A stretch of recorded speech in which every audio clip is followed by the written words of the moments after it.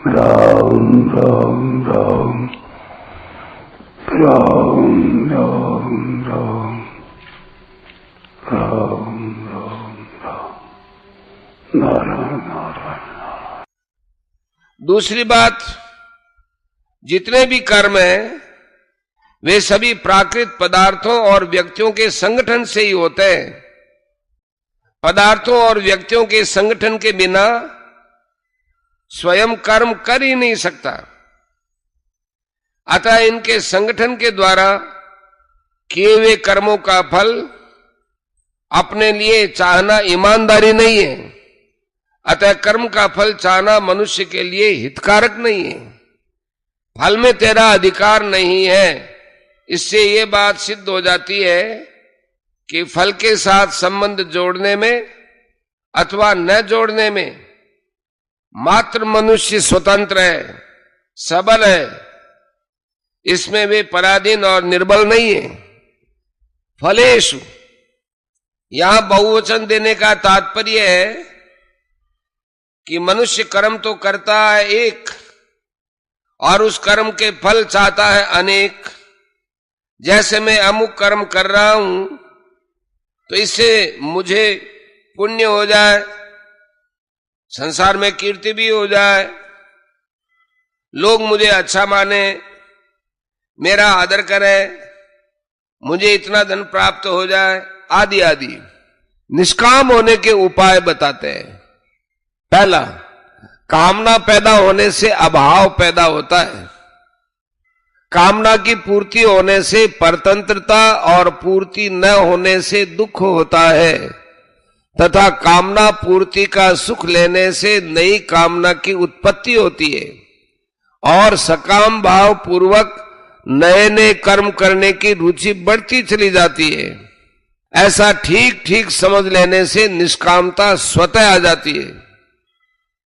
दूसरा, कर्म नित्य नहीं है क्योंकि उनका आरंभ और अंत होता है तथा उन कर्मों का फल भी नित्य नहीं है क्योंकि उनका भी संयोग और वियोग होता है, परंतु स्वयं नित्य है। अनित्य कर्म और कर्म फल से नित्य स्वरूप को कोई लाभ नहीं होता। ऐसा ठीक समझ लेने से निष्कामता आ जाती है। निष्काम होने से संसार का संबंध छूट जाता है और परमात्म तत्व की प्राप्ति हो जाती है। कर्मों में निष्काम होने के लिए साधक में तेजी का विवेक भी होना चाहिए और सेवा भाव भी होना चाहिए, क्योंकि इन दोनों के होने से ही कर्मयोग ठीक तरह से आचरण में आएगा। नहीं तो कर्म हो जाएंगे पर योग नहीं होगा। तात्पर्य यह है कि अपने सुख आराम का त्याग करने में तो विवेक की प्रधानता होनी चाहिए और दूसरों को सुख आराम पहुंचाने में सेवा भाव की प्रधानता होनी चाहिए। मां कर्म फल हेतुर्भू, तो कर्म फल का हेतु भी मत बन।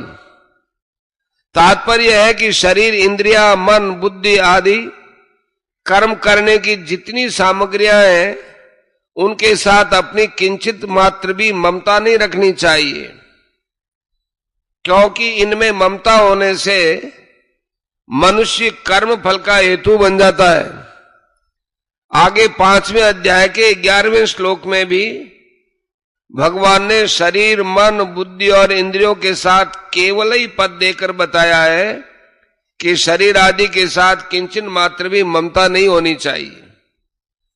शुभ क्रिया में फल की इच्छा न होने पर भी मेरे द्वारा किसी का उपकार हो जाए या मेरे द्वारा किसी का उपकार हो गया, मेरे द्वारा किसी का हित हो गया, मेरे द्वारा किसी को सुख पहुंचा, ऐसा भाव हो जाता है तो यह कर्म फल का हेतु बनना है। कारण कि ऐसा भाव होने से शुभ कर्म के साथ और मन, बुद्धि, इंद्रियां आदि के साथ संबंध हो जाता है, जो कि असत का संग है। वास्तव में अंतःकरण, बहिकरण और क्रियाओं के साथ हमारा कोई संबंध नहीं है। इनका संबंध समष्टि संसार के साथ है। जैसे दूसरे किसी व्यक्ति के द्वारा दूसरे किसी का हित होता है तो उसमें हम अपना संबंध नहीं मानते, उसमें अपने को निमित्त नहीं मानते।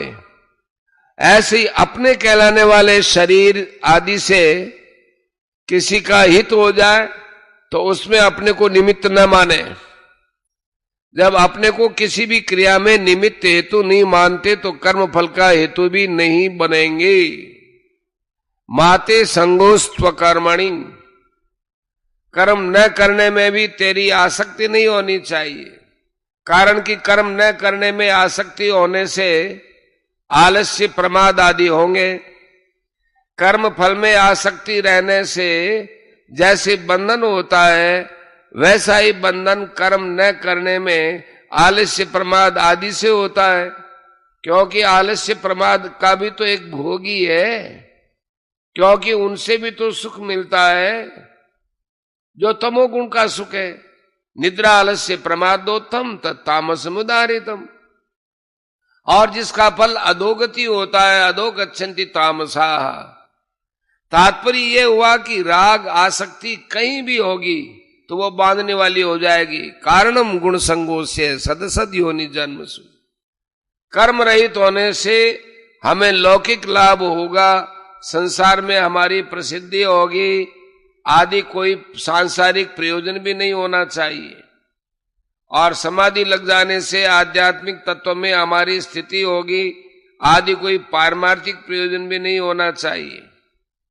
तात्पर्य यह है कि कर्म न करने से सांसारिक और पारमार्थिक उन्नति होगी, यह भी कर्म न करने में आसक्ति है। क्योंकि वास्तविक तत्व कर्म करने और न करने से अतीत है। इस श्लोक में भगवान का ये तात्पर्य मालूम देता है कि परिवर्तनशील वस्तु, व्यक्ति, पदार्थ, क्रिया, घटना, परिस्थिति, अवस्था, स्थूल सूक्ष्म कारण शरीर आदि के साथ साधक की सर्वथा निर्लिप्तता होनी चाहिए। इसके साथ किंचन मात्र भी किसी तरह का संबंध नहीं होना चाहिए। इस श्लोक में 4 चरणों में 4 बात है। पहला, कर्म करने में तेरा अधिकार है। दूसरा, फल में तेरा अधिकार नहीं है। तीसरा, तू कर्म फल का हेतु भी मत बन। और चौथा, कर्म न करने में भी तेरी आसक्ति न हो।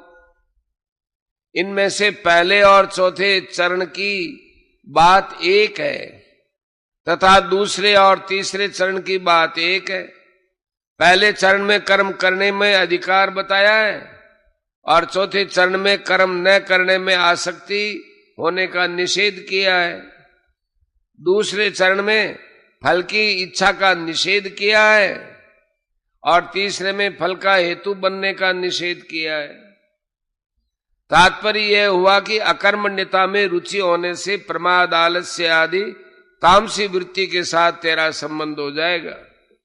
कर्म एवं कर्म फल के साथ संबंध जोड़ने से तेरा राजसी वृत्ति के साथ संबंध हो जाएगा। प्रमाद, आलस्य, कर्म फल आदि का संबंध न रहने से जो विवेक जन्य सुख होता है, प्रकाश मिलता है, ज्ञान मिलता है, उसके साथ संबंध जोड़ने से सात्विकी वृत्ति के साथ संबंध हो जाएगा। इनके साथ संबंध होना ही जन्म मरण का कारण है। अतः साधक कर्म, कर्मफल और इनके त्याग का सुख, इनमें से किसी के भी साथ अपना संबंध न जोड़े, इनमें राग या आसक्ति न करे। कर्म करते हुए इनके साथ संबंध न रखना ही कर्मयोग है। परिशिष्ट भाव, एक कर्म विभाग है और एक फल विभाग है। मनुष्य का कर्म विभाग में ही अधिकार है, फल विभाग में नहीं। कारण कि नया पुरुषार्थ होने से कर्म विभाग मनुष्य के अधीन है और पूर्वकृत कर्मों का भोग होने से फल विभाग प्रारब्ध के अधीन है।